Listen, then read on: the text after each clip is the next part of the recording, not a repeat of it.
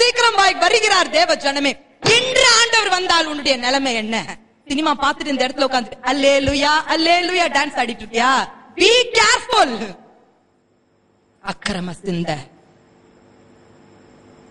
சிந்த உன் வாழ்க்கையில வல்லமை இருக்காது. உன் வாழ்க்கையில ஜெபம் கேட்கப்படாது. ஏதோ வாழ்றதுன்றது ஒண்ணுங்க. காரணம் ஆண்டவர் சொல்றாரு, நீதிமானுக்கும் பாவிக்கும் ஆண்டவர் மழையை வருஷிக்க பண்ணுகிறார். ஆக நீதிமானுக்கு மழை கொட்டும் பொழுது உனக்கு உள்ள அப்படி வந்து நீயும் அப்படி தலையை அப்படி கொஞ்சம் விட்டு அப்படியும் வாழலாம். பாவத்தோட சினிமா பாத்துக்கிட்டு வேசித்தனம் பண்ணிக்கிட்டு பொய் சொல்லிக்கிட்டு அப்படியும் வாழலாம். அந்த மாதிரி மிருகம் போல வாழ போறியா, இல்ல ஆண்டவருக்காக வைராக்கியமா வாழ போறியா? கரங்களை தட்டுவோம். ஹல்லேலூயா. நானும் நல்லா தானே இருக்கேன். என்னுடைய உறவினர்கள் ஒருவர் சொன்னார்கள், வியாதியெல்லாம் பார்ட் ஆஃப் லைஃப்.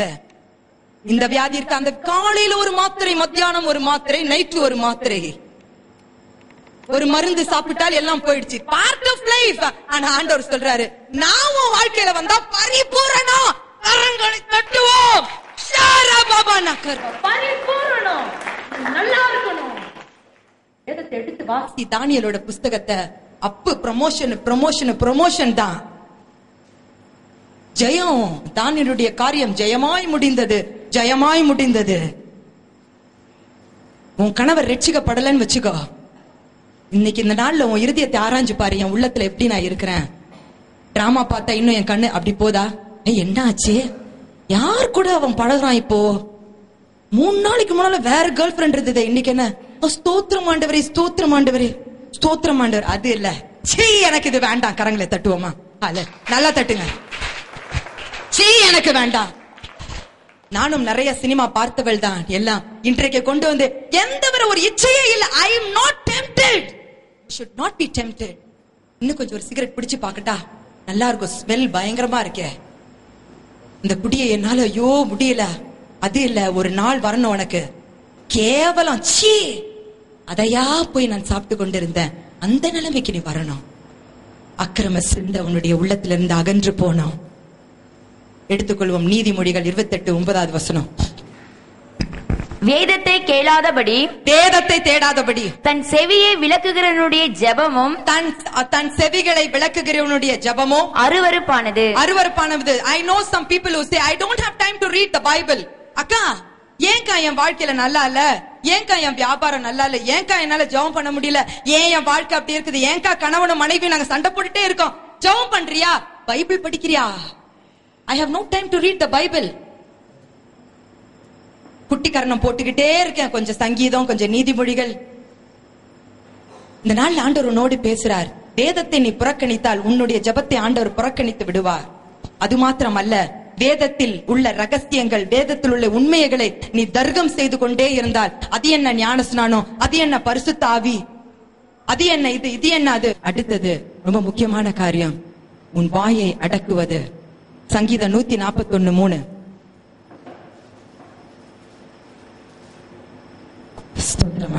கர்த்தாவே என் வாய்க்கு காவல் வையும். என் வாய்க்கு காவல் வையும். போதுங்க. அநேக பிள்ளைகளுடைய வாயை பார்க்கும் பொழுது, வாலிப பிள்ளைகள் அதிகமாக பேசுவது. There is a beautiful, எனக்கு அது தமிழ்ல தெரியல, நான் ஆங்கிலத்துல சொல்றேன். There is sin in a multitude of words. அதிகமான வார்த்தையிலே பாவம் உண்டு. அதிகமான வார்த்தையிலே பாவம் உண்டு. அதிகமான வார்த்தையிலே பாவம் உண்டு. என் வாய்க்கு காவல் வையும் ஆண்டவரே. நான் என்ன பேசுறேன் அதை குறித்து அதிகமாக நான் எப்பொழுதும் போதிப்பது உண்டு. நான் வழிநடத்தும் வாலிபர்களுக்கு, ஜாக்கிரதையா இருங்க. உங்க வாயை வைத்து எதையும் பேசாதீங்க. உங்களுக்கு ஏதாவது டவுட் இருந்தா கூட மௌனமா ஆண்டவர்கிட்ட பேசுங்க. இது என்ன, அது என்ன. சமீபத்திலே தேர்தல் வந்தது. ஆனால் கிறிஸ்தவர்கள் கேவலமாக பேசும் பொழுது என்னுடைய உள்ளம் உடையும். ஆளுநர்கள், சீஃப் மினிஸ்டர்ஸ் அவர்களை பார்த்து அவ, இவன். உன்னுடைய அம்மாவை பார்த்து யாராவது அவன்னு சொன்னா உனக்கு பிடிக்குமா? அவ வரா கார்ல, எவ வரா? ஒன்ன ஆளும்படியா, தமிழ்நாட்டை ஆளும்படியா ஒரு பெண்ண ஆண்டவர் தான் அந்த சேர்ல வச்சார். கொஞ்சம் கரங்களை தட்டுவோம். யாரும் ஆண்டவருடைய கரங்கள் இல்லாம வந்து அந்த 5 வருடங்கள் ராஜ்யம் செய்ய முடியாது. வச்சாரு ஆண்டவர். எதுக்கோ வச்சாரு. நீ மரியாதை கொடுக்கணும், அவ்வளவுதான். வாயில கேவலமான வார்த்தைகள், அவ என்ற அந்த வசை மொழிகள், கேவலமான மொழிகள். கிறிஸ்தவரே, Christian, you cannot do it. Cannot do it. You cannot do it. You cannot do it. வேலை செய்யும் பாஸ், சூப்பர்வைசர்ஸ், அவன் இவன் பேசுறது. கர்த்தர் இதெல்லாம் பாக்குறாரு. இது திருந்தல, மனம் திரும்பல. உண்மையான ரட்சிப்பினுடைய வழியை நான் சொல்றேன். நீ அந்நிய பாஷை பேசலாம், நீ உபவாசம் இருக்கலாம், நீ ஜெப கூட்டத்துக்கு வரலாம். ஆனா உனக்கு சம்பளம் கொடுக்கிற அந்த பாஸ் நீ அவன் இவன் பேசவே கூடாது. அவர்களை பற்றி பின்னால பேசவே கூடாது. உன் கணவரை குறித்து குறை சொல்லக்கூடாது. கடினமான பாதைங்க ஆண்டவருடைய பாதை.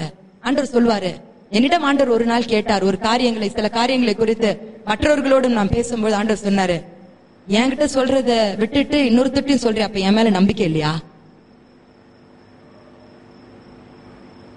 கிறிஸ்டியன்ஸ், நம்ம சீஃப் மினிஸ்டர்ஸ், இப்ப ஆளும் சீஃப் மினிஸ்டர் வயதானவர், அவர் எப்படிப்பட்டவராக இருந்தாலும் சரி, அதற்கு முன்பாக இருந்த சீஃப் மினிஸ்டர், அவர்கள் ஒரு பெண்ணாக இருக்கலாம், அவர்களை கேவலமாக பேசுவதற்கு ஒரு எந்தவித அதிகாரமும் கிடையாது. Because not because they are good or bad, because you have to be good. Let us give God a mighty hand of praise. Hallelujah. You have to be good. பெரியவர்களுக்கு மரியாதை செலுத்து, அவங்க இவங்கன்னு பேசு. உண்மையான ரட்சிப்புக்குள்ள வா. அதுதான் ரட்சிப்பு. உன் வாய் ரட்சிக்கப்படணும், உன் கரம் ரட்சிக்கப்படணும், இருதயம் ரட்சிக்கப்படணும். ஞானஸ்நான தொட்டியில நீ விழுந்த நாள் ரட்சிக்கப்பட்டு நினைக்கவே நினைக்காத. பல பகுதிகளில் நீ ரட்சிக்கப்படணும், உடைக்கப்படணும், உருமாற்றப்படணும். ஆகையாலதான் ரோமர் 12:1-2 பவுல் சொல்லுகிறான், உன்னையே ஜீவ பலியாக ஒப்பு கொடுத்து நீ மறுரூபமாக வேண்டும். You have to be transformed. நீ ஏன் இல்ல, உன் வாய், உன் கழுத்து, உன் கண்ணு, உன் மூக்கு எல்லாம் வேற மாதிரி செயல்படணும். ஆண்டவர் உன் வாழ்க்கையில வரும்பொழுது கரங்களை தட்டி ஆண்டவரை மகிமைப்படுத்துவோம். ஹல்லேலூயா. ரட்சிக்கப்படணும். நீ அந்த சபைக்கு போறேன், இந்த சபைக்கு போயிட, ரட்சிக்கப்பட்டுட்டியா? சில பெண்களை கேட்கும், அக்கா நான் ஞானஸ்நானம் எடுத்துட்டேங்க, நான் ஞானஸ்நானம் எடுத்துட்டேங்க. என்ன ஞானஸ்நானம்? மறுரூபமாக உன் வாய் நிக்காம. சில சகோதரிகள் டிரைவர்ஸோட, வேலைக்காரிகளோட, வீட்டில் இருப்பவர்களோட சரிசமமாக எல்லா ரகசியங்களையும் பேசிக் கொள்வது, போவது. என்ன பேசணும், யார் கூட பேசணும், இடரல் வராதபடிக்கு நடந்து கொள் என்று சொல்லி ஆண்டவர் சொல்றாரு. பவுல்